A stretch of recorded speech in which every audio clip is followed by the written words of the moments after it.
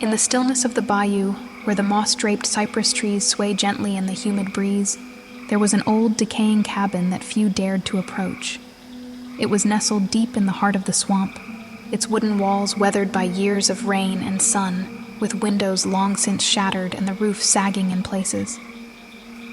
The cabin's presence seemed almost to blend with the surrounding wilderness, its silence punctuated only by the occasional croak of a frog or the distant hoot of an owl. Legend had it that this cabin was once the home of an eccentric herbalist named Eloise.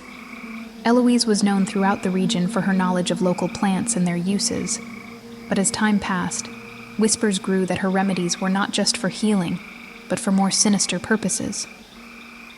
Some said she practiced dark magic, while others believed she was merely misunderstood. Regardless, her sudden disappearance was a mystery that left the bayou talking for years. One moonlit night, a young woman named Clara ventured into the bayou, drawn by the story she had heard. Her curiosity outweighed her fear as she navigated the twisting, overgrown trails, with only the light of her lantern to guide her.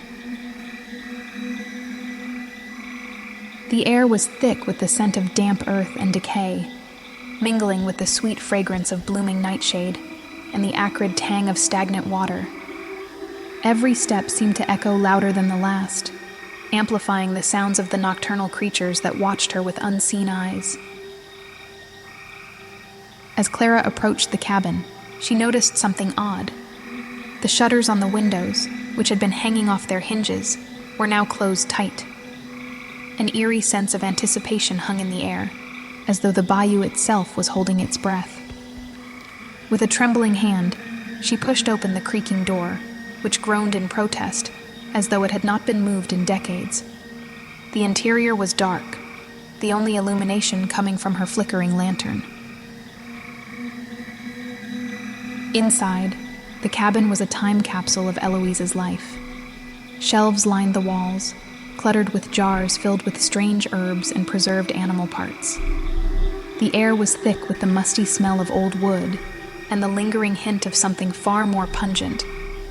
A large wooden table dominated the center of the room, covered in a collection of dusty, ancient tomes and an assortment of peculiar instruments that seemed out of place in such a setting. Clara's lantern light cast long, wavering shadows across the walls, and she could not shake the feeling that she was being watched. Her gaze fell upon a mirror in the corner of the room, its surface covered in a thick layer of grime. As she approached it, she saw her own reflection staring back at her, but with an unsettling twist. Her image seemed to be moving independently, her eyes filled with a dark, malevolent intent that did not match her own. Suddenly, a cold draft swept through the cabin, extinguishing Clara's lantern and plunging the room into darkness.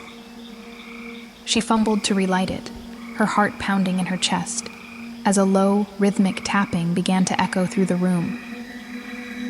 The sound seemed to come from all directions at once, a persistent drumming that grew louder and more insistent with each passing moment. Clara's breath grew shallow as she felt a presence, something ancient and angry, close behind her. Desperate to escape, Clara stumbled through the darkness, her hands brushing against the rough, cold walls as she made her way toward the door. The tapping grew into a frenzied cacophony, and she felt an icy grip around her ankles, as if the very floor was trying to pull her down. With a final burst of adrenaline, she burst through the door and into the night, her lantern swinging wildly as she fled through the tangled underbrush. The bayou seemed to close in around her, the sounds of the night becoming a blur of chaos and confusion. Clara's escape was harrowing, and she could feel the weight of the cabin's dark energy lingering even as she emerged onto the familiar, moonlit path that led back to her home. The image of the mirror, with its malevolent reflection, haunted her thoughts, a chilling reminder of the darkness that lay hidden in the heart of the bayou. The next morning, Clara awoke with a start, the morning light streaming through her window and dispelling the remnants of the night's terror. She resolved never to return to the cabin, leaving its secrets buried in the depths of the swamp.